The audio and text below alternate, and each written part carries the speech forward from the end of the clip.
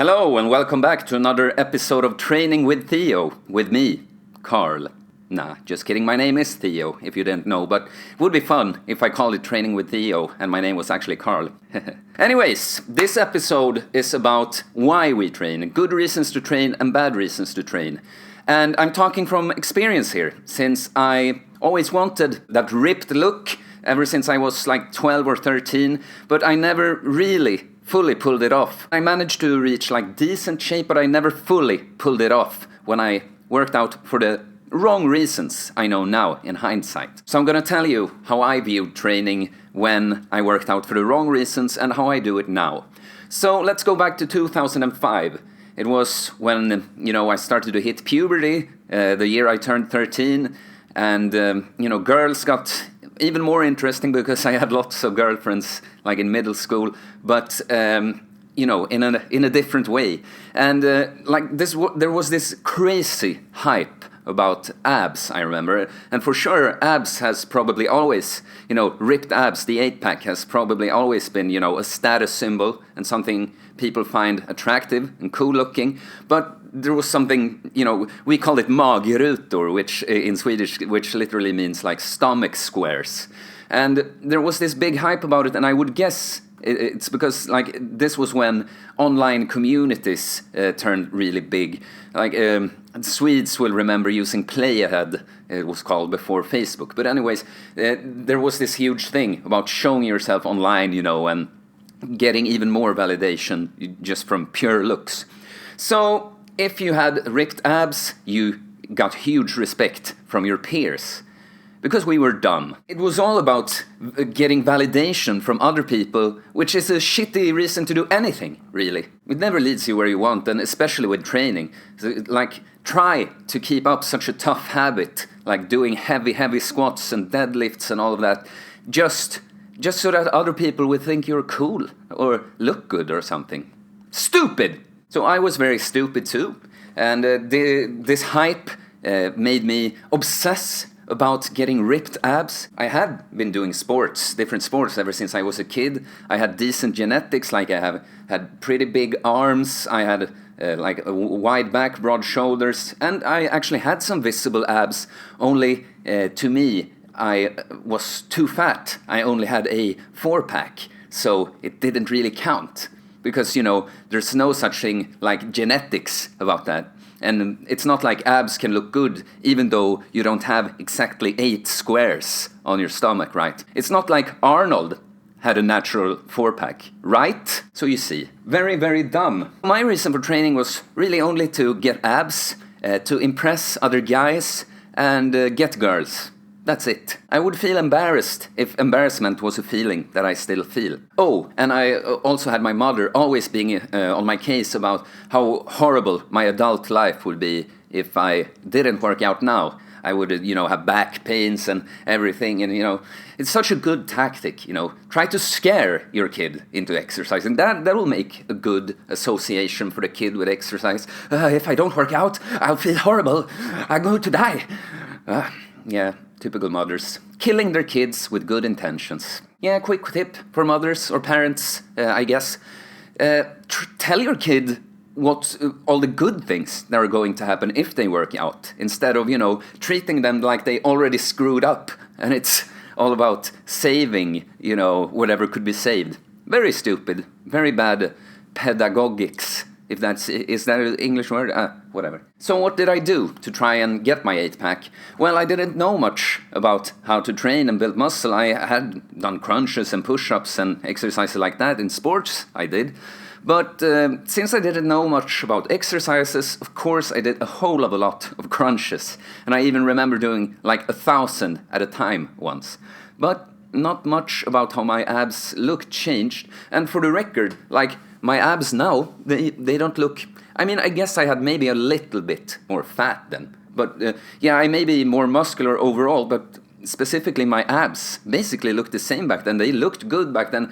I'll see if I can find an old picture to put in this video, but I'm just trying to hammer this down so, you see how wrong it can get when you work out for the wrong reasons. So then I found out that the most important thing for visible abs was low body fat, which annoyed me a lot because I realized since every like normal looking person didn't walk around with abs, I realized that this is going to be tough. I already did have a habit of running a lot in the forest, like because I always lived close to a forest and my mother ran a lot. So I guess I picked that up from her. So I ramped it up, not realizing how little fat I actually burned during my 3-kilometer run in the forest. On some level, I realized that diet matters, but I still thought that cardio was the most important thing to burn fat. Like I guess many people still think, but the secret is to just stop eating fast. But yeah, I had a big sweet tooth back then, like huge cravings for candy. And this, of course, led to a horrible feedback loop with me wanting that candy, feeling bad when I had it. And so I ended up, a lot of the time, I didn't have lunch in school. And I had a chocolate bar instead, because I figured that was only 545 calories and the lunch was maybe about 800. So I cut that way. Sounds healthy, right? End of the line is, I absolutely hated training, because I did it for the completely wrong reasons. I just wanted to be cool, you know. That's all. I felt very stressed when I skipped a workout, which happened a lot because I hated them, and I felt even more stressed when I had my like 1.5 pounds of candy every weekend. And yes, that's 1.5 pounds. I remember ending up at about 6 or 7 hectos every time I went for a loose candy, we call it here, you know, when you go with a little shovel and take it like that. I didn't really want to work out. I wanted to eat candy, being cool, having guys think I'm cool, and get girls. That's it. So you see what I'm getting at here? It's like if you educate yourself into a profession because you feel the pressure from your parents to do so.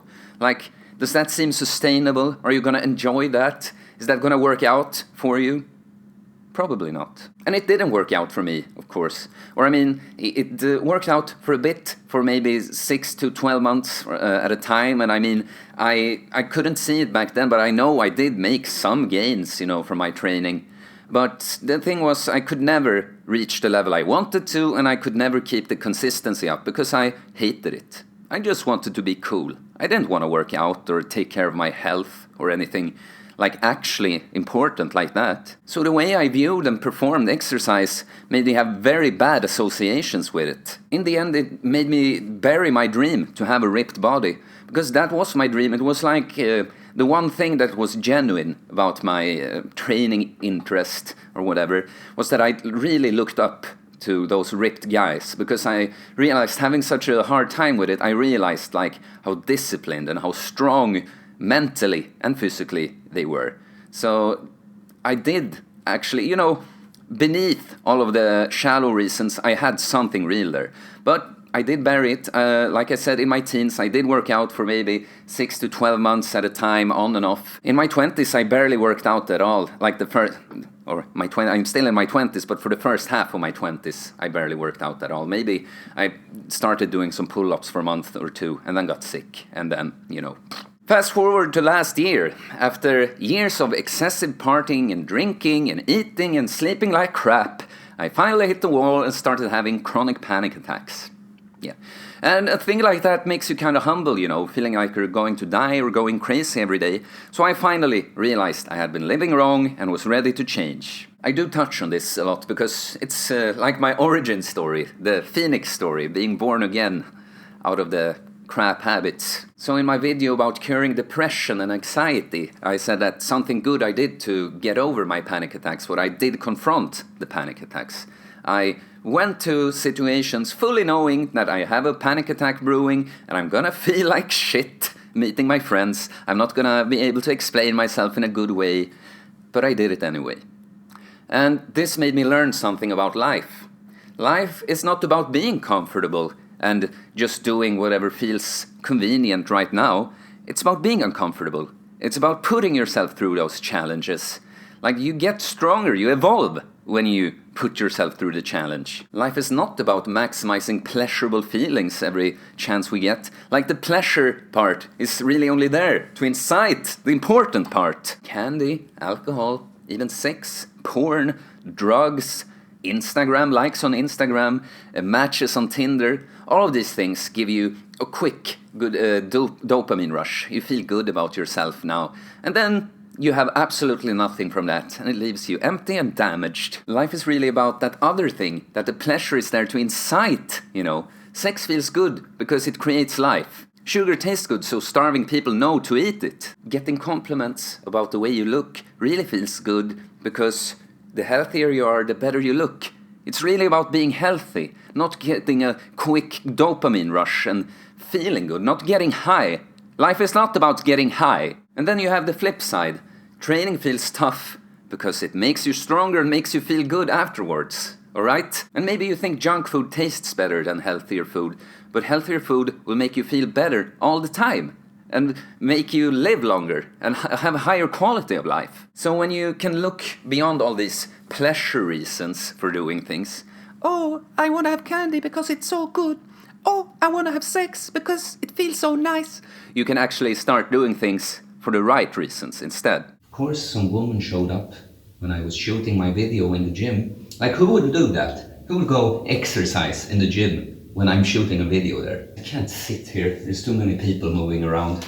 So where were we before my neighbors ruined everything? Yeah, that's right. I told you that from my panic attacks I learned something about life. That life is about challenges, not chasing pleasures. And I'm very grateful for this insight. Like, many of my bad habits just disappeared on their own, and the ones that didn't were easier to work on. And this time, when I started strength training, I didn't think about looks at all. Like, I literally didn't think about it at all. I thought about feeling good and being able to go on with my life, And you know what? I started to enjoy training. I enjoyed pushing myself hard. Because I knew that it was going to make me stronger, not only physically, but mentally. I enjoyed lifting a weight until I couldn't anymore, and then dropping it and taking a lighter weight and keeping the burn going, because I knew it was gonna, in the same way that the sweet taste of candy will eventually make you fat, the tough feeling from heavy exercise will eventually make you strong and fulfilled. And it wasn't only the training part that got easier. I suggest to people that currently have horrible diets to, take it slow, take baby steps towards a better diet, because some people have a harder time with that.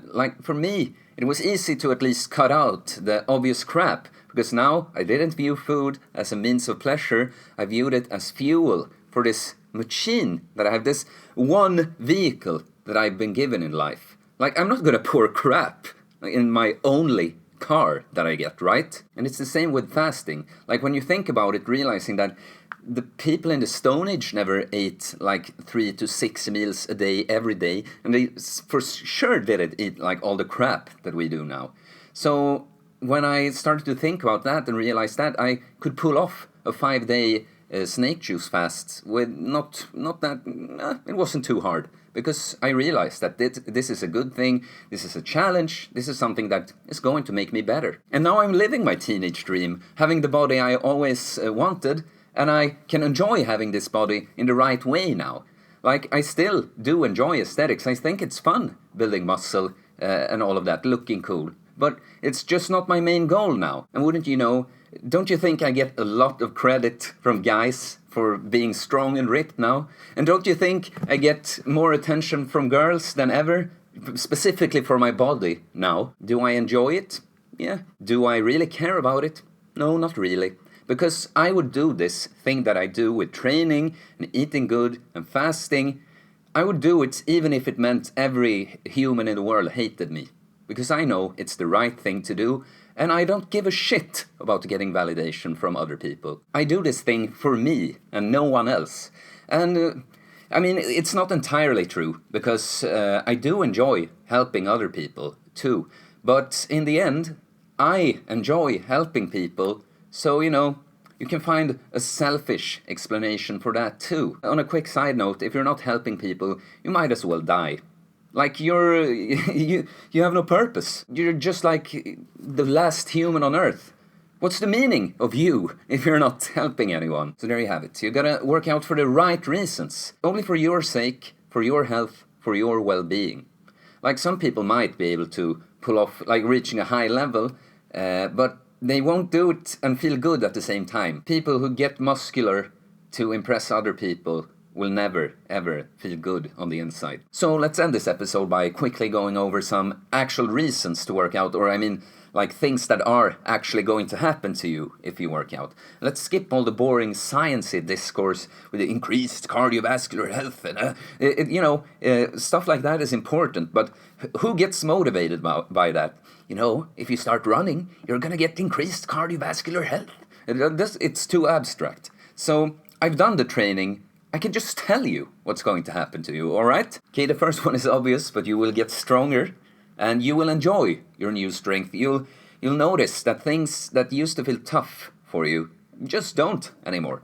And not only that, you will enjoy having the opportunity to use your newly found strength. Like if a friend asks you to help them move, you're gonna, yeah, for sure, I'm gonna carry some heavy stuff for you. You will get bigger and more defined muscles. And like I said, this should not be overvalued, should absolutely not be the top reason you work out, but still a good thing, right? And you will actually start to remember that, hey, using your body is fun. It's fun to use your body and lift stuff and run around and jump around, whatever. Like your body can be such a great tool, such a fun tool to use. Not just a tool for staring into a phone, into a virtual world that doesn't really exist, looking for validation from likes on Instagram and all that. Like, it's so disgusting when you think about it. It's like someone figured the human out. The human being that can be so much, someone just turned into a consumer of things. It's awful. And this is the most important one, I think. When you start to work out and you notice progress on the outside, but on the inside too, you learn a lot about yourself, or like you prove a lot to yourself. You prove you're very capable, and you prove that hard work pays off. And you prove that thing that I talked about earlier, that life is not about those cheap pleasures. It's about challenging yourself, evolving, getting stronger. In the end, the only reason you should need to work out is that you will live a longer life, and not only a longer life, hooked up on medicines or to machines or, having horrible pains or anything. You're going to have a more enjoyable life, a longer and more enjoyable life. It's a pretty goddamn good reason to work out, I think. So that's it for this episode of Training with Theo. And if you haven't already, please click subscribe so you don't miss another episode. And please like and comment. Maybe tell me if there's a topic you'd like me to explore in this series. Alright, till next time, train hard and train for the right reasons. Yeah!